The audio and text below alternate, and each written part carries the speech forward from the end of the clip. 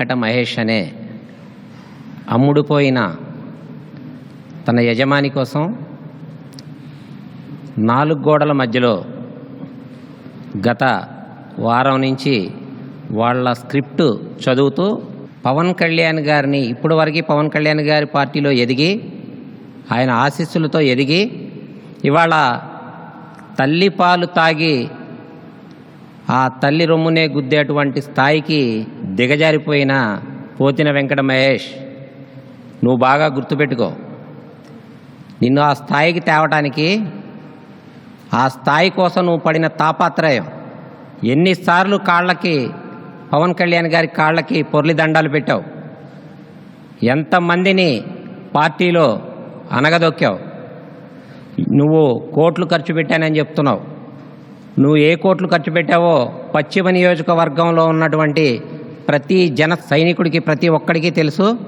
వాళ్ళు చేసిన కార్యక్రమాలకి నువ్వు కేకులు కట్ చేసుకుంటా, వాళ్ళు పెట్టిన భోజనాలకి ఫోటోలు దిగుతా, అవి నువ్వు సొంతంగా చేశానని చెప్పి పార్టీకి చెప్పుకుంటా ఉన్నావు. అప్పటి నుంచి కూడా అవన్నీ మోసపూరితమైన ఆరోపణలు చేస్తూ నేను కోట్లు ఖర్చు పెట్టానని చెప్తా ఉన్నావు. అఫిడవిట్లో నువ్వు గత 19లో నువ్వు చూపించిన నీ ఆదాయం ఎంత అంటే 3 నుంచి 4 లక్షల రూపాయలు. నువ్వు కోట్ల రూపాయల ఆదాయం నీకు ఎక్కడి నుంచి వచ్చింది అంటే నువ్వేమైనా కార్పొరేటర్ టికెట్లు అమ్ముకున్నావా?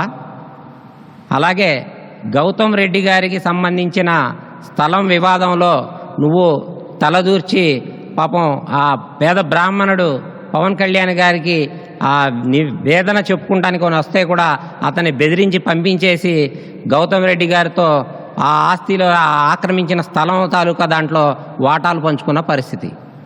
నువ్వు చేసినవి ఒక్కొక్కటి చెప్పుకుంటా పోతే కోకొల్లలు. ఎందుకంటే పశ్చిమ నియోజకవర్గంలో ఒక నాయకుడిగా ఎదగటానికి పవన్ కళ్యాణ్ గారు ఇచ్చిన ఆశయాన్ని నువ్వు అమ్ముకొని ఇవాళ పవన్ కళ్యాణ్ గారిని ఎదిరించే పరిస్థితికి ఎక్కువ అని చెప్పి నేను ఖండిస్తూ ఉన్నాను.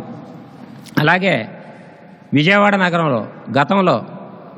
నగరంలో గతంలో కరోనా టైంలో హాస్పిటల్స్లో పేషెంట్లకు సంబంధించి ఆ బాధితుల తరపున పోరాటం చేస్తానని చెప్పి నువ్వు బ్యాక్ డోర్నే డాక్టర్లతో మాట్లాడుకొని ఆ బ్యాక్ డోర్లో ఎంత డబ్బులు తీసుకున్నావు అన్నది అందరికీ తెలిసిన విషయమే. ఇంకా ఇలా చెప్పుకుంటూ పోతే చాలా విషయాలు. అలాగే నువ్వు అఫిడవిట్లో పవన్ కళ్యాణ్ గారు పొందుపరిచింది కరెక్ట్ కాదా అవునా అనేది అది చూసుకోవటానికి ఎలక్షన్ కమిషన్ ఉంది.